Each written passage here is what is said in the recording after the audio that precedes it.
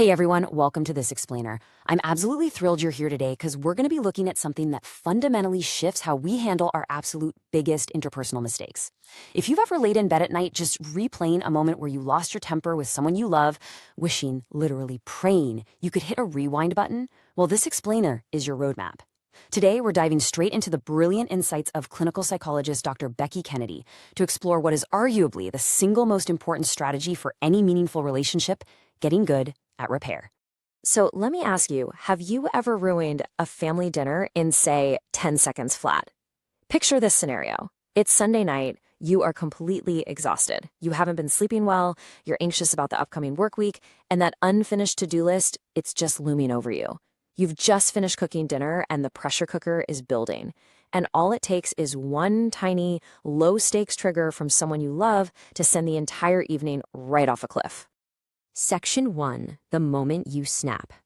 Now, while this universal kind of failure applies to partners, coworkers, friends, you name it, let's look at how it plays out in the ultimate pressure cooker of parenting. Your kid walks into the kitchen, looks at the dinner you just spent an hour making, and whines, "Chicken again, disgusting." And that's it. You snap. You look right at them and yell, "What is wrong with you? Can you just be grateful for one thing in your life?" And suddenly, things escalate so rapidly. They scream, "I hate you," they run out of the room, and they slam the bedroom door. Then, the house is just completely silent, except for the echoing thud of that door. And then, man, the self-loathing begins, right? You fall right into that shame spiral. You sit there thinking, what is wrong with me? I've messed up my kid forever. It is a profound guilt that pretty much every parent, or partner for that matter, has felt. And if it's any comfort at all, even Dr. Kennedy, a clinical psychologist whose literal specialty is helping people become better parents, she admits to falling into this exact same shame spiral. Look, we all mess up. But the real problem isn't the mistake itself. It's that no one ever tells us what we're supposed to do next. Section 2, the cost of no repair, the silent fallout. So, what do we usually do? Well, we just let things cool off and kind of pretend the whole thing never even occurred. But what actually happens to a child if we don't go back? Let's look at the facts of that specific moment. The child is alone in their room. They're overwhelmed and highly distressed. Why? Because the very person they rely on for safety just became scary. The child has to figure out a way to feel safe again entirely on their own. And if the parent doesn't help them do that, the child has to rely on literally one of the only coping mechanisms they have: self-blame. They start telling themselves stories, things like, "Something's wrong with me, I'm unlovable," or "I make bad things happen." Consider this really striking quote from psychoanalyst Ronald Fairbairn. He wrote that for kids, it is better to be a sinner in a world ruled by God than to live in a world ruled by the devil. Just think about how profound that is. It's actually biologically adaptive for a child to internalize the badness and take the fault themselves. Because if they're the problem, they get to hold on to the essential, life-saving belief that their parents and the world around them are fundamentally safe and good. Now, self-blame absolutely works for survival in childhood. It does. But as this builds over time, it works totally against us in adulthood. Those childhood stories, the "I'm unlovable, I make bad things happen" narratives, they become the core fears of adults. Unrepaired ruptures leave individuals highly vulnerable to depression, chronic anxiety, and deep feelings of worthlessness much later in life. Obviously, we do not want that for our kids or for anyone we care about for that matter. Which brings us to Section 3. What is true repair? Mastering the solution. So how do we actually fix this? Well, if there's no such thing as a perfect parent or partner, we really have to shift our focus to mastering the solution. And here is the defining concept. Repair is the act of going back to a moment of disconnection, taking responsibility for your behavior and acknowledging the impact it had. Okay, so the absolutely crucial point here is that to repair, you actually have to mess up first. You literally have to fall short of expectations. This means that baked right into the definition of repair is just this immense sense of realism and hope. Step 1 is the rupture. When you snap, you can actually pause and tell yourself, okay, check that off. I crushed step 1. Now I am perfectly on track for step 2, the repair. And this brilliantly illustrates the massive difference between a simple apology and a true repair.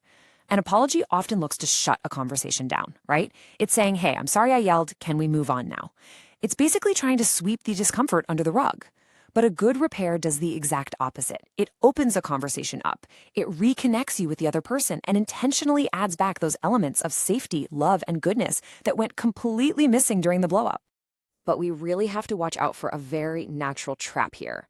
This is what Dr. Kennedy calls the not repair. True repair takes full ownership of your reaction. The not repair sounds a little bit like this. I'm sorry I yelled, but if you hadn't complained about dinner, it wouldn't have happened. Sound familiar? We've all been there. But doing this entirely fails the main goal of reconnection. And honestly, it's worse, because it subtly insinuates that the child caused your poor emotional regulation, which simply isn't true. So why does true repair matter quite so much? It all comes down to the neuroscience of memory. You see, memory isn't a fixed video recording. Memory is the original event combined with every other time you've remembered that event. So when you go back and repair, you aren't erasing the yelling. I mean, that still happened.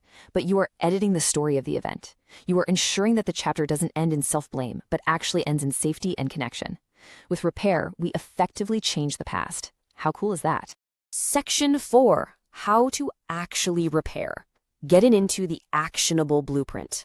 Look, understanding the concept is great, but we really need a practical blueprint for right after that door slams. There are exactly 2 steps to fixing the rupture. Step 1, repair with yourself. Step 2, repair with your child.